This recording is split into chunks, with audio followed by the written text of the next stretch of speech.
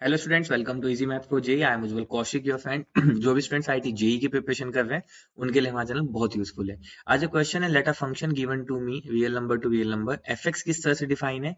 E raise to power x with box when x is less than zero, a e की power x plus x minus one box when x is between this, when x is between this function and x is between equal to this function where a b c and belongs to real number and this denotes the greatest integer.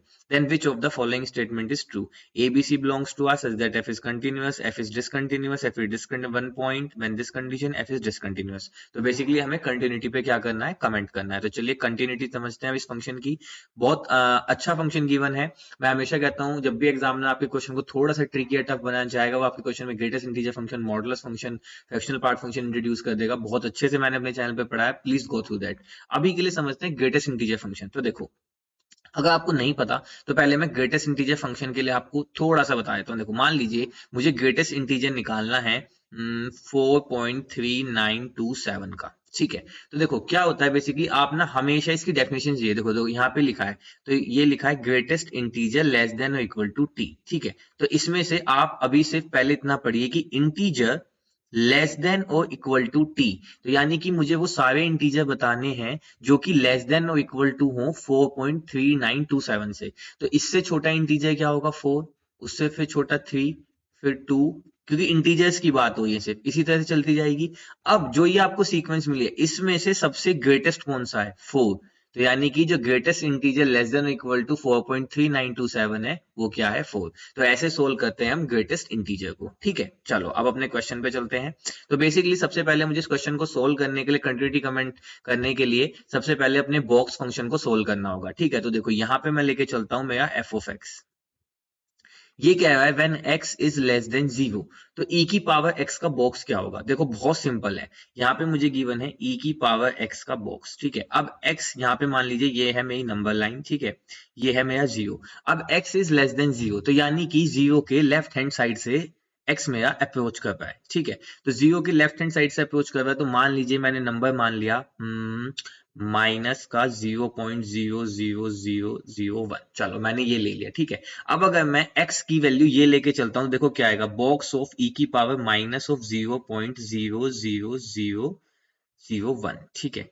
अगर मैं इसको थोड़ा solve करने की कोशिश करूं, तो ये क्या है, 1 अपॉन e की पावर 0.00001, यही है, ठीक है। अब अगर मैं इसको थोड़ा सा और सिंप्लीफाई करूं, तो ये क्या है, 1 अपॉन e की पावर, अब अगर मैं पॉइंट को हटा देता हूं तो न्यूमरेटर में क्या आ जाएगा, 1, 1 2 3 4, है ना, 1 2 3 4 5, तो एक और ले लो, चलो ठीक है। यही होगा ना, देखो 0.0001, तो क्या करते हैं, इसको हटाते हैं और न्यूमरेटर में 1 लिख के उतने ही 0 लगा देंगे, तो यही आ जाएगा, ठीक है।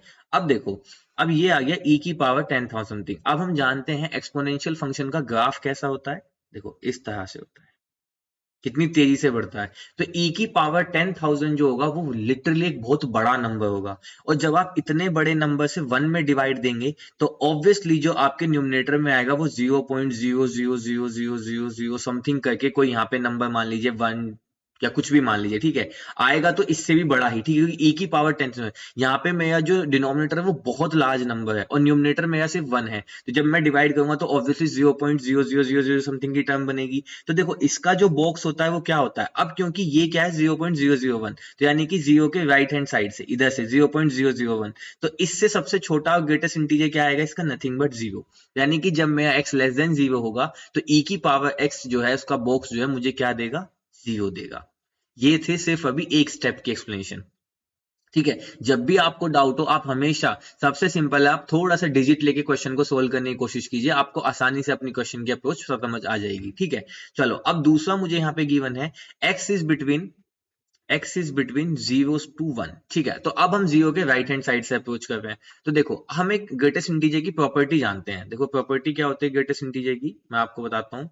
मैं थोड़ा सा यहाँ पे इसको रब कर लेता हूँ,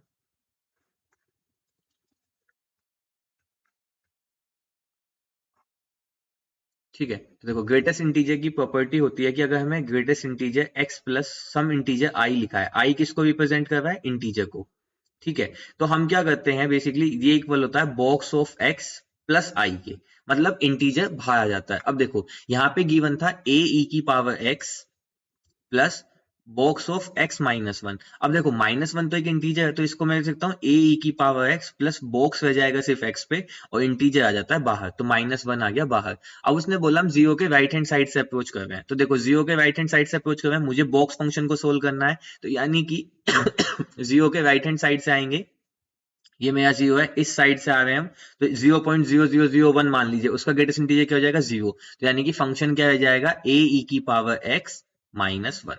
ठीक है, ये कब है, जब x मेरा बिटवीन 0 to 1 है। ठीक है, अब देखते हैं x एग्जैक्टली अब अगला है x इक्वल टू 1 से 2। ठीक है, पहले हम देखते हैं x इक्वल टू 1 पे क्या होगा, क्योंकि 1 पे ब्रेक हो रहा है, तो देखो 1 के लिए जो मेरा फंक्शन है वो फंक्शन है ये। ठीक है, जब मैं x की वैल्यू 1 रखूंगा, फंक्शन क्या है, b plus greatest integer of sine pi x। ठीक है, जब x की वैल्यू 1 रखूंगा तो यहाँ पे क्या बच जाएगा, सिर्फ साइन पाई, और साइन पाई कितना होता है, जीरो, और जीरो का बॉक्स क्या होता है, जीरो, तो यहाँ से आ गया सिर्फ b, यानी कि जब x इक्वल टू 1 है तो जो मेरा फंक्शन है वो सिर्फ b है। ठीक है, चलो अब वो चलते हैं, अब सोल्व करते हैं 1 से 2 के लिए क्या होगा, तो हमने एग्जैक्टली 1 पे निकाल लिया, अब अप्रोचिंग में लेंगे तो हम x की टर्म में कुछ लिखना चाहेंगे। चलो तो अब यहाँ पे लिखते हैं, जब x मेरा 1 से बड़ा और 2 से छोटा होगा। ठीक है, अब देखो 1 पे तो मुझे मिल गया, तो अब मैं क्या करता हूँ, 1 से बड़ा और 2 से छोटा के लिए देखता हूँ। अब फंक्शन क्या था, फंक्शन था b plus sine pi x. ठीक है, अब अगर आपने साइन का ग्राफ समझा हो तो साइन का ग्राफ कैसा होता है, इस तरह से होता है। ठीक है, ये होता है जीरो, यहाँ पे होता है आपका पाई और यहाँ पे होता है 2 पाई। ठीक है, जब हमने x इक्वल टू 1 लिया तो वो साइन पाई आया, मतलब एग्जैक्टली यही पॉइंट आया, साइन पाई पे वैल्यू जीरो हुई, इसलिए हमारा बॉक्स जीरो हुआ, तो वैल्यू बची सिर्फ b। अब ये कह रहा है x जो है 1 से 2 के बीच में है, तो नंबर लाइन पे मैं देखूं तो ये कहना चाहे यहाँ पे 1 है, यहाँ पे 2 है, x जो है 1 से बड़ा है, तो यानी कि 1 से बड़ा यानी कि कोई यहां से नंबर है और 2 से छोटा, तो यहाँ पे ओपन है दोनों 1 और 2 पे, तो 1 से थोड़ा बड़ा नंबर है। अब अगर मैं 1 से थोड़ा बड़ा नंबर ले, तो मैंने 1.0001 ले लिया। ठीक है, ये 1 से बड़ा है, तो ऑब्वियसली अब अगर मैं इसको यहाँ पे पुट करके देखता हूँ, देखो क्या आएगा, b is equal to sine x की क्या पाएगा 1.001 इंटू में आ जाएगा पाई। अब हम जानते हैं n पाई के मल्टीपल तो साइन में हमेशा जीरो होते हैं, ये लेकिन n यानी कि इंटीजर का मल्टीपल नहीं है यहाँ पे, ये है 1.001 पाई, तो बेसिकली पाई तो था यहाँ, देखो अब अगर मैं लिखूं 1 पाई, ठीक है, तो यानी कि मैं एग्जैक्टली इस पॉइंट को भी मार्क कर रहा हूं। अब अगर मैं लिखूं 2 पाई, तो यानी कि मैं इस पॉइंट को मार्क कर रहा हूं, लेकिन मैंने लिखा 1.0001 इंटू पाई, तो यानी कि ये जो नंबर होगा, अगर मैं यहाँ पे कलर चेंज कर लेता हूं, ये जो नंबर होगा ये एग्जैक्टली पाई से थोड़ा सा आगे होगा, मान लीजिए यहां कहीं होगा, है ना भाई, 1.001 पाई मतलब पाई से हल्का सा आगे। ठीक है, अब अगर मैं यहाँ पे लिख देता हूँ, जैसे मान लीजिए मैं लिखता हूँ 1.5 पाई, तो इसका मतलब मैं एग्जैक्टली यहाँ की बात कर रहा हूँ। ठीक है, अगर मैं लिखता हूँ 2 पाई तो मैं यहाँ की बात कर रहा हूँ। तो इसी तरह से जैसे ही मैंने 1.001 लिया, क्योंकि मुझे 1 के राइट हैंड साइड से आया था, तो वो हल्का सा क्या होगा, 1 से पाई से बड़ा नंबर होगा, तो मुझे पता है जैसे ही वो पाई से आगे जाएगा, मेरा जो साइन की वैल्यू है वो नेगेटिव में उतर जाएगी, तो वो वैल्यू कुछ -0.11 समथिंग कुछ ऐसे आएगी। ठीक है, मुझे एग्जैक्ट नहीं पता, पर इतना पता है कि नेगेटिव वैल्यू आएगी। ठीक है, क्योंकि पाई पे तो एग्जैक्टली जीरो है, जैसी पाई से आगे गई तो हम यहाँ पे देखो मेरा वाई कैसा हो गया, नेगेटिव होने लगा, तो मान लीजिए कि मैंने वो वैल्यू 0.0001 मान ली। ठीक है, तो यानी कि अब इसको सोल्व करने पे क्या आया, b प्लस साइन 1.001 पाई की वैल्यू आई है -0.0001। ठीक है, और हम जानते हैं इसका जो बॉक्स होता है वो क्या होता है, -1, तो यानी कि जब x मेरा 1 से 2 के बीच में होगा तो मेरा फंक्शन कैसा होगा, फंक्शन होगा b -1।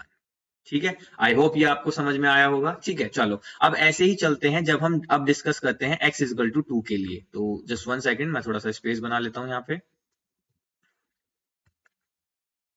ठीक है, अब देखो, अब अगला डिस्कशन करते हैं, अब अगला गिवन है जब x मेरा क्या हो, 2 से बड़ा हो, बराबर इक्वल हो, तो देखो बहुत सिंपल है, अभी हमने समझा था, मैं आपको फिर से बता देता हूँ, देखो x इक्वल टू 2 पे ही देख लेते हैं, तो मुझे फंक्शन गिवन है e की पावर -x -c, तो x इक्वल टू 2 पे क्या हो जाएगा, e की पावर -2 -c, तो इसको मैं बेसिकली क्या लिख सकता हूँ, 1 अपॉन e की पावर 2 -c। अब देखो e की पावर 2, e का स्क्वायर, और e की वैल्यू कितनी होती है, 2 पॉइंट समथिंग। ठीक है, तो देखो यहाँ पे क्या हो जाएगा बेसिकली इसका स्क्वायर, तो यानी कि नीचे एक पॉजिटिव नंबर आ जाएगा 4 पॉइंट समथिंग का, उसको मैं 1 से डिवाइड करूंगा तो अगेन वही 0.00 करके कुछ नंबर बनेगा, एग्जैक्टली 1 नहीं बनेगा बट 0.00 करके कुछ नंबर बनेगा, क्योंकि न्यूमरेटर में 1 है, डिनोमिनेटर में 1 से बड़ा है और काफी बड़ा है, 1 से बड़ा नहीं काफी बड़ा है, तो जो वैल्यू आएगी वो फाइनली 0.00 कुछ कैरी करती आएगी, और इसका बॉक्स क्या होता है मुझे पता है 0 होता है, तो यहाँ से क्या बच जाएगा सिर्फ मेरे पास -c, यानी कि जब x ग्रेटर इक्वल टू 2 होगा तो यहाँ पे फंक्शन होगा -c।